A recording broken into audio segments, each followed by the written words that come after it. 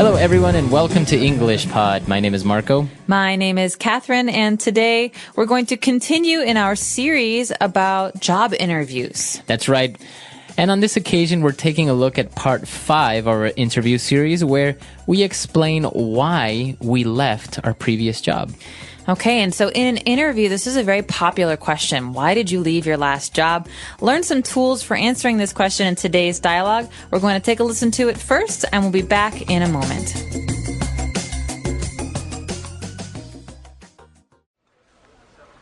Okay, now I'd like to find out more about your last job. I see you spent almost 4 years at the London Weekly. Is that right? Yes, that's right. To be honest, the first year was quite tough for me. I was really just treated more like an intern. I didn't have many responsibilities, and I found it quite frustrating. So, what changed? Well, slowly but surely I proved myself, and the new editor liked me, so he promoted me to features writer. Wow, a real step up. Yes, I was responsible for restaurant and food reviews mostly. I spent 3 years in that position. But to be honest, it wasn't an area of journalism I wanted to stay in long term. I see. So why did you decide to leave finally? I just felt that the paper couldn't offer me any new opportunities. I really needed a more challenging role, to be honest. All right, we're back, and as we saw, Rebecca handled it quite well, explaining why you left your last job, because obviously you don't want to say something like, well, I just really didn't like my company, or, you know, the boss was a really bad guy. Or I was fired for being lazy. Exactly. So why don't we take a look at a couple of different words on language takeaway. Language takeaway. Okay, so we've got some great descriptive words here. These are some adjectives. The first one is tough. So Rebecca said, to be honest, the first year was quite tough for me. All right, so she's describing that her first year at that company where she was working, it was tough, and that means hard, difficult. That's right. So you could say, this is a really tough situation. That means it's a difficult situation. It's hard because there's no easy answer. Exactly. So if you describe something as tough, it means that it's very difficult. Now, there is another meaning to this where it can be that you are a strong person. Right. So that's different because we're talking about a person, not a situation. But if you're talking about a job or an experience or even homework, like this homework is really tough, it means that it's very hard. Exactly. Well, apart from her job being a little bit tough, she said that it was also a little bbit frustrating. Okay, so usually these things go together. If something is tough, like it's difficult, it's usually frustrating too. And so in this case, something is frustrating when it makes you unhappy or, for example, it makes you feel stressed. So something that's frustrating is not a good thing. Exactly. So as you gave the example with the homework assignment, if you have maybe a math assignment that's very difficult and you can't solve it, you don't find the solution, then you get frustrated. You get maybe angry at yourself, or you get very angry for not being able to solve it. So that's when something is frustrating. I hate being frustrated. Exactly. Well, it's not a nice feeling, but she said that, well, it was frustrating, it was tough, but, you know, after a while, I proved myself. Okay, so that means that she was able to show someone that she can handle difficult things, difficult work, difficult situations. And so she said, I proved myself and the new editor liked me. So basically, she did a really good job. Exactly. So if you prove yourself, you're showing someone that you have great ability or capabilities of solving a problem or being able to handle a difficult job. That's right. For example, I could say, you know, last year, Bob didn't do very well at school, but this year he really proved himself. He studied hard and he got really good grades. Exactly. And well, Rebecca, what she got in exchange for proving herself, she got promoted. This is great. So promotions are good things. The verb here is to promote or to be promoted. So in this case, she was promoted. You could say last year I was promoted, or he will be promoted next week. He doesn't know yet. Exactly. Now, remember that to be promoted means to get a better position in your job. Now, as we mentioned, the verb is to promote. And you may be asking yourself why we are using the verb to be in the past, was promoted. And this is because it's an ed adjective. It's an adjective that ends in ed. So you may think it's a verb, but it's not. It's actually an adjective. The verb here is to be. Exactly. So I was promoted. Was is obviously our verb here, the verb to be, but promoted is an adjective that ends in ed. Okay, and so if I'm the boss, the action I do, the verb I do, is I promote someone. So this can be a little bit tricky, but we recommend that you check out the website for more details because we have lots of examples of how to use this. Exactly. Well, she got promoted and, she was really happy for a while, but then she said, you know what? I really needed a more challenging role, a more challenging job. Okay, challenging is a great adjective. It means something is difficult, or it gives you a challenge. So that means it's not easy. Mm-hmm. Yeah. So she found that her job was a little bit too easy, so she wanted something a little bit more challenging. Okay, and so this is a really great word for job interviews in particular, because you're basically saying, I want hard work. I want to prove myself. There we go again, prove. I want to show you that I'm a good employee or a hard worker. And so I want a challenge, something that's hard. Exactly. So something that is hard is a challenge, or you want something challenging. So why don't we review these words that we've taken a look at now? Let's go back to the dialogue and listen to it again.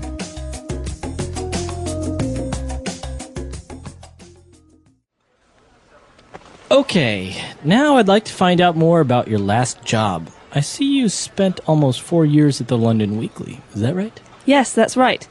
To be honest, the first year was quite tough for me. I was really just treated more like an intern. I didn't have many responsibilities, and I found it quite frustrating. So, what changed? Well, slowly but surely I proved myself, and the new editor liked me, so he promoted me to features writer. Wow, a real step up. Yes, I was responsible for restaurant and food reviews mostly. I spent 3 years in that position. But to be honest, it wasn't an area of journalism I wanted to stay in long term. I see. So why did you decide to leave finally? I just felt that the paper couldn't offer me any new opportunities. I really needed a more challenging role, to be honest.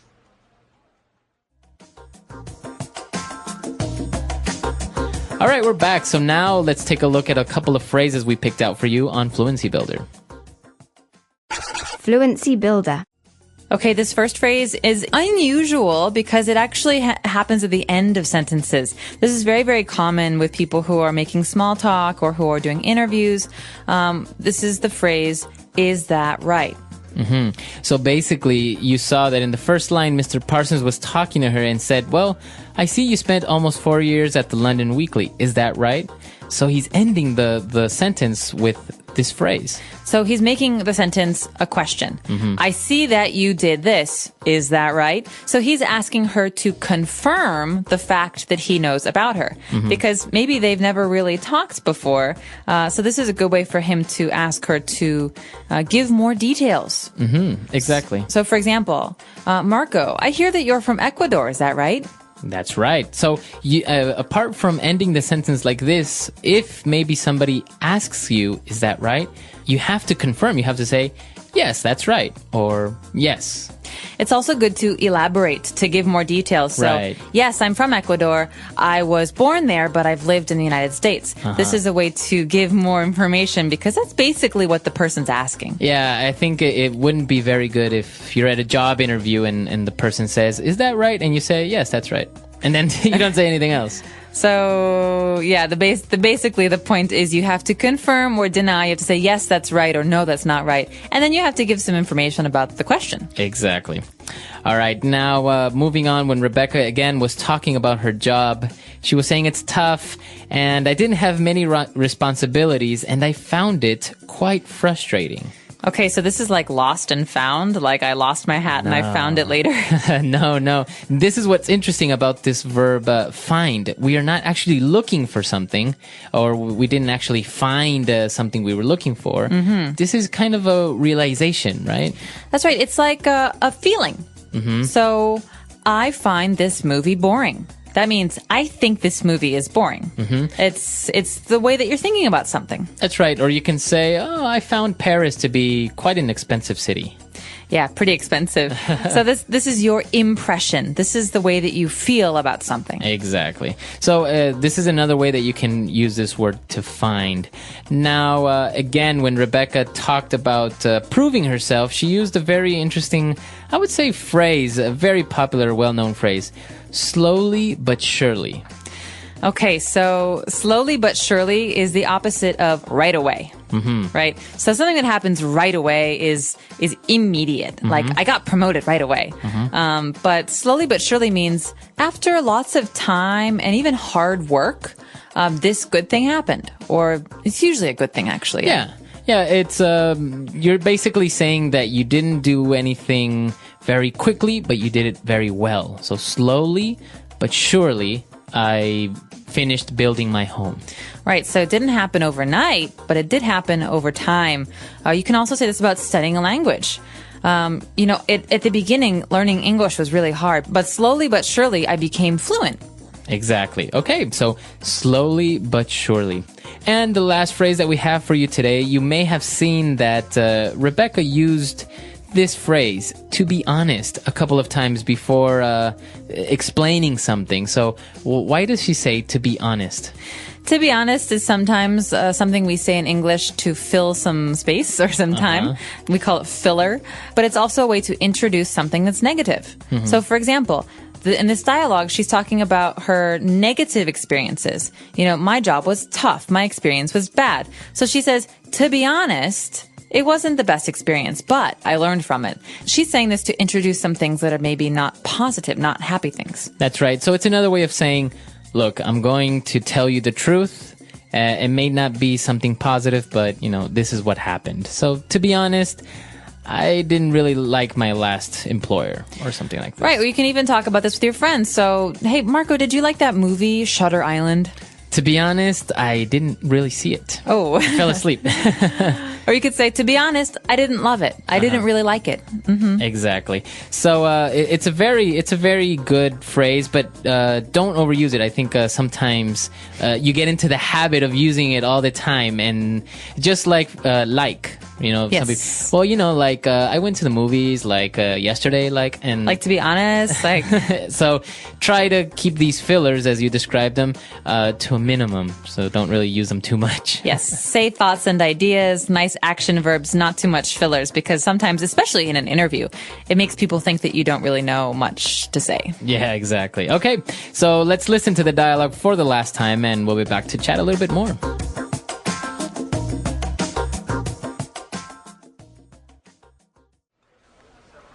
Okay, now I'd like to find out more about your last job. I see you spent almost 4 years at the London Weekly. Is that right? Yes, that's right. To be honest, the first year was quite tough for me.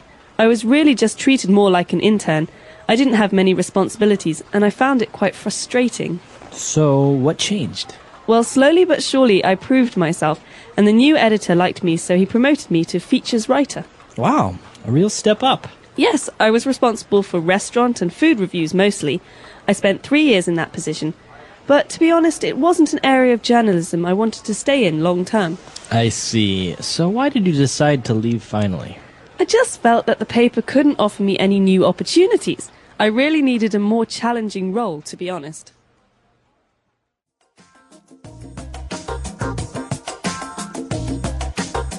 All right, so talking about your last employer, this is a pretty ideal thing. Now, do you have any advice that you can give our listeners about describing your last job? Why did you leave your previous employer? Well, I do have a little bit of basic job advice. I would say don't complain about your last employer. Don't say my boss was mean, my coworkers were lazy, my company was terrible, because usually as a person doing an interview, that makes you think that this person, if they work for you, will complain about you. And so I think it's important, like what Rebecca does in this dialogue, to keep it positive. Yeah.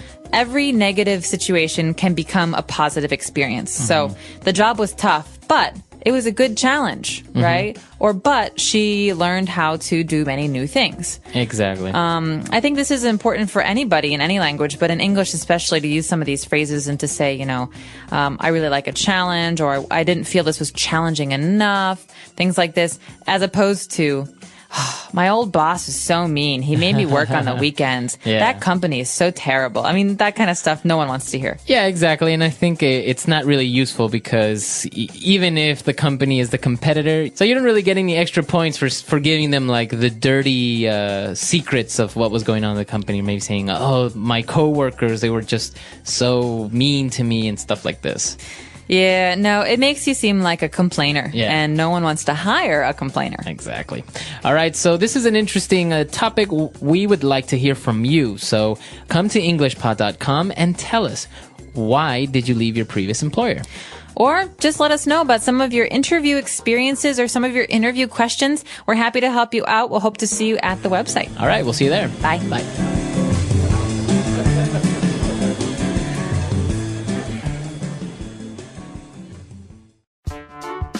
The English Pod Audio Review. Listen to the meaning, then say the vocabulary word. To cause feelings of discouragement or bafflement. Frustrating. Happen gradually but inevitably or without fail. Slowly but surely. To show to have the character or ability expected. To prove oneself. Covering a relatively long period of time. Long term. A test of one's abilities or resources in a demanding but stimulating undertaking. Challenging. Let's try that faster. Happen gradually but inevitably or without fail. Slowly but surely. To cause feelings of discouragement or bafflement. Frustrating. Covering a relatively long period of time. Long term. To show to have the character or ability expected. To prove oneself.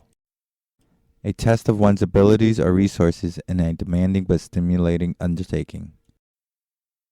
Challenging. Now say the word and hear it in a sentence.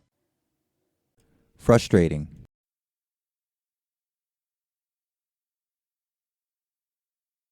Learning a language is a difficult thing to do, and it can be frustrating at times.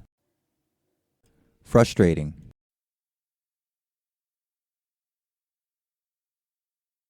Trying to catch a cab during rush hour is always so frustrating.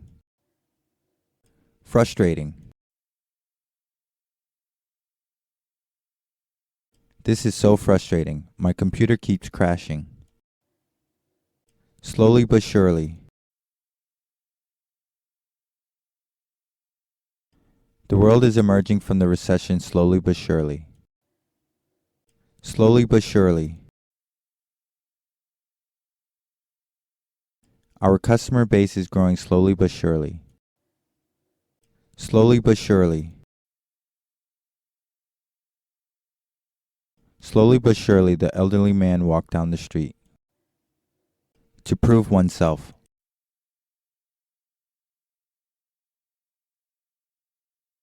You have to prove yourself capable before the boss assigns you a project of your own.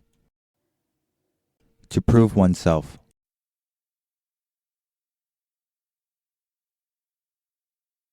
The new guy did a great job on his presentation. He's really proving himself.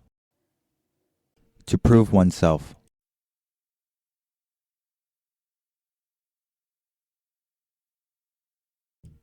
I always turn in quality work on time, but Mr. Wilson still doesn't think I've proved myself. Long term. What are your long-term goals? Long term. I don't see myself living in Hong Kong in the long term. Long term. We work hard to build long-term relationships with our customers. Challenging.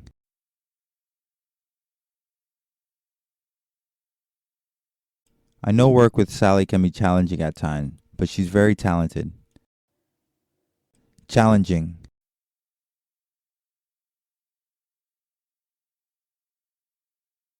All right, team, this is a really challenging situation. We need to come up with a solution. Challenging.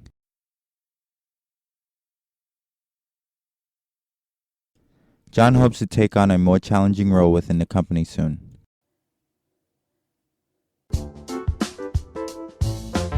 Let's see how well you remember today's words. If someone says their first year at a job was tough and frustrating, does that mean they found it easy and fun or difficult and stressful? When a person says they proved themselves, are they saying they failed to meet expectations or that they showed they could handle responsibility? If someone left their job because they wanted a more challenging role, does that suggest they were bored or that the job was already too demanding? Drop your answers in the comments below. I'd love to hear how much you picked up from today's interview preparation lesson. These quick questions help reinforce the vocabulary and phrasing you need to talk about past jobs with confidence. Want to try more? Use promoted or to be honest in your own sentence and share it with us. Don't forget to like the video and subscribe for more. Stay sharp, and we'll see you in the next one.